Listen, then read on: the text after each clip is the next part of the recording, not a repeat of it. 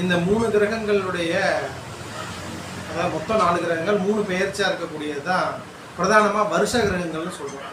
அந்த வகையில் இன்றைக்கி வரக்கூடிய வைகாசி மாதம் 12ஆம் தேதி 26/5/2026 வாக்கியப்படி குரு பெயர்ச்சி பலன் நடக்குது.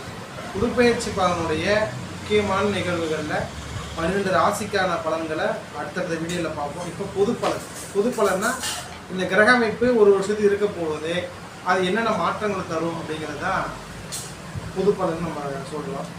பொதுவாக இப்போ இருக்கக்கூடிய குரு பகவான் கடகராசிக்கு வராது இல்லையா? கடகராசியிலேருந்து நமக்கு இருக்கக்கூடிய பலன்களை வழங்க காலபுருஷனுடைய 4வது ராசிக்கு வரார். அப்போ 4வது ராசிக்கு வராருன்னா காலபுருஷனுடைய 8ஆம் இடத்தை பார்க்குறார். இப்போ குருவை பொறுத்தளவுக்கு பார்ப்பது தான் மிகப்பெரிய விசேஷமாக கருதப்படுகிறது. அதே மாதிரி விசேஷ பார்வையாக 5, 7, 9ஆம் பார்வையாக விசேஷ பார்வைன்னு சொல்கிறோம் குரு. அந்த வகையில் குரு இப்போ விருச்சக ராசியை, மகர ராசியையும் மீன ராசியையும் பார்க்குறாரு.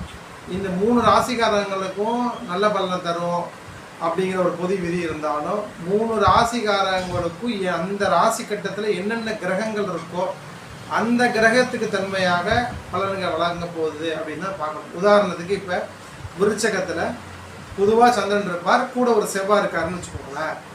இப்போ செவ்வாயும் சந்திரன் குரு பார்வை, செவ்வாய் சந்திரன் குரு பார்வைங்கிறது ரொம்ப விசேஷமான பார்வை தான். ஏன்னா சந்திரன் நீச்சபங்க ராஜகம் அடைவார் அங்கே செவ்வாய் இருந்தால்.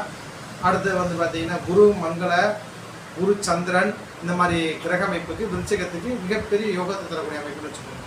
அதே பார்வை தான் ஒரு செவ்வாய் இருக்கார் அப்படின்னா மண் மனை சார்ந்த விஷயங்கள், உடல் ஆரோக்கியம், சகோதரத்துவத்தில் ஒற்றுமை, இதெல்லாம் விருச்சிகத்தில் நடக்கும். இப்போ உதாரணத்துக்கு அந்த இடத்துல புதன் இருக்கார், கல்வியில் சிறந்து விளங்கக்கூடிய அமைப்பை மிகப்பெரிய யோகத்தை தரக்கூடிய அமைப்பு ஒன்று. அங்கே சூரியன் இருக்கார், தகப்பனாருக்கு அரசாங்கத்தில் பதவிகள், பதவி உயர்வு, அரசியல் சார்ந்த விஷயங்கள் இது நடக்கிறதுக்கான அமைப்புகளாக இருக்குது. அப்போ அங்கே ராசியோட தன்மை என்பது ஒரு பக்கம் இருந்தாலும் கூட அங்கே இருக்கக்கூடிய கிரகங்களின் அமைப்பு என்ன மாதிரி மாற்றத்தை இருந்தால் பொது பலன்களில் பார்க்கணும் ஒன்று. அடுத்தது பார்த்தீங்கன்னா இருக்கக்கூடிய கிரக அமைப்பில் மிக முக்கியமானது பார்த்தீங்கன்னா சனியும் குருவும் இந்த கிரக அமைப்பில் பார்த்துக்கிறாங்க.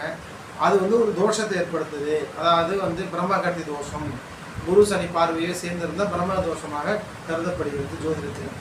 அப்போ இது காலபுருஷனுக்கே இப்படி இருக்கே, அப்போ என்ன பண்ணுறது அப்படின்னு பார்த்தீங்கன்னா மிக எளிமையான பரிகாரம் மூலியமாக நம்ம சரி பண்ணிக்கலாம். அதாவது குருநாதரோட ஆசீர்வாதம், தொழிலாக இருக்கக்கூடிய இடத்துல குருநாதருடைய ஆசீர்வாதத்தை வாங்கி வைக்கிறது, குருவாக இருக்கக்கூடியவங்களோட ஆசீர்வாதம் வாங்குறது, அதன் மூலியமாகவும் உத்தியோகத்தில் ஒழுக்க நெறியோட கடைபிடிக்கிறது மூலியமாகவும் இந்த புணர்வு தோஷத்தை, காலபுருஷ தோஷத்தை நிவர்த்தி பண்ணிக்கலாம்.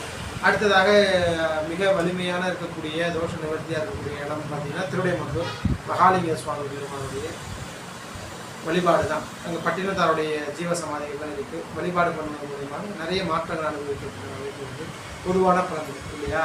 இதில் பார்த்திங்கன்னா கிரக சேர்க்கைன்னு ஒரு நாடி சேர்க்கையில் கேதுவும் குருவும் சேர்றாங்க. அது கேது குருன்னா ஆன்மீகம் சார்ந்த விஷயங்களும் தலை ஓங்கி இருக்கக்கூடிய அமைப்பை தருவதற்கான வாய்ப்புகள் இருக்குது.